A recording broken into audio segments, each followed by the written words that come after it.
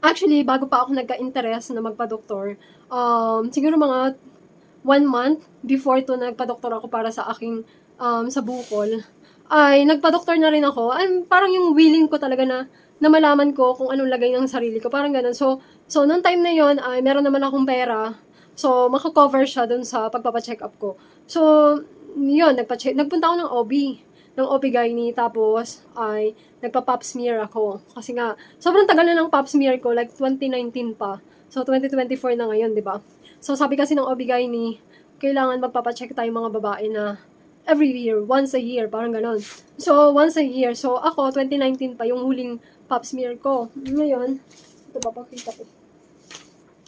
Ito. Ayan yung pap smear ko. Oop. Oop. Yan. Basta pipicturean ko na lang. So, yan yung pap smear ko. Tapos, ang binayaran ko dito ay, kasama na sa doctor fee, 700 pesos. No, 800 pesos. So, doctor fee, tsaka dito sa aking pap smear. So, ang result naman nito ay wala namang nakitang mga bukol-bukol sa pap smear na ginawa sa akin. So, sabi ng doktor, okay naman. Ang procedure ng pap smear ay meron, pahihigain ka, tapos bubuka ka. Actually, meron naman silang damit na, lab gown ba tawag doon? So, basta nakadamit ka naman na mahaba, tapos pabubukakain ka. Tapos, ay, merong parang stainless ba yun? Or stainless yata, na parang silver. Tapos, kinocoat yun ng pinapahiran siya ng lubricant para pag ipinasok din siya dun mismo sa ari mo, ay hindi ka masasaktan. As in, hindi talaga ako nasaktan, pero alam mo yung naramdaman ko, sobrang lamig, as in. Sobrang lamig nung pumasok sa akin. Tapos, after nun, actually, tinitingnan lang yun ng OB, kung meron silang nakakapang, yung mga bukol-bukol, or, tawag nun, yung leak, anong tawag nun?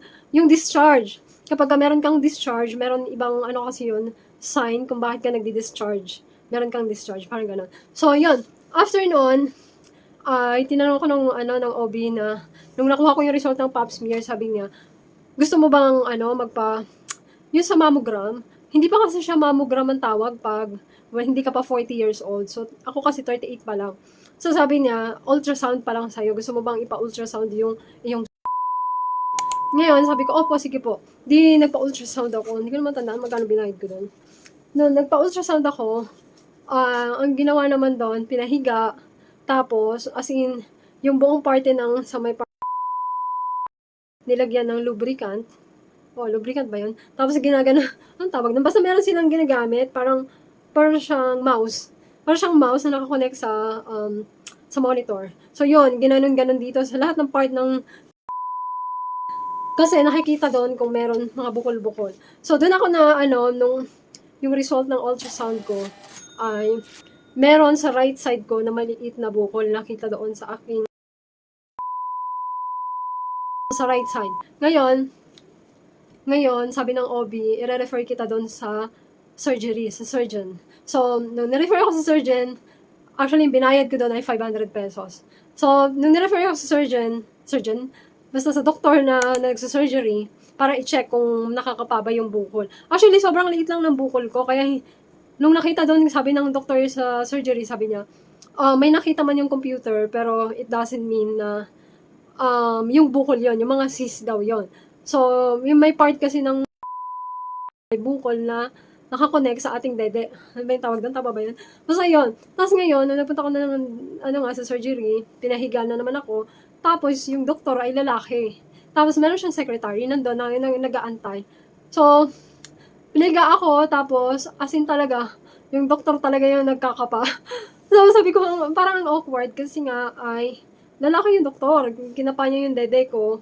Doon nga, pero habang ginagawa niya yun, nandoon yung secretary, nakabantay, nakikita niya kung anong ginagawa ng doktor. So, yun, doon ako parang, na-awkwardan ako, nahiya ako, pero, nandun nga yung secretary, so parang, kailangan mo tong gawin. Hindi na ako nahiya, parang ganun.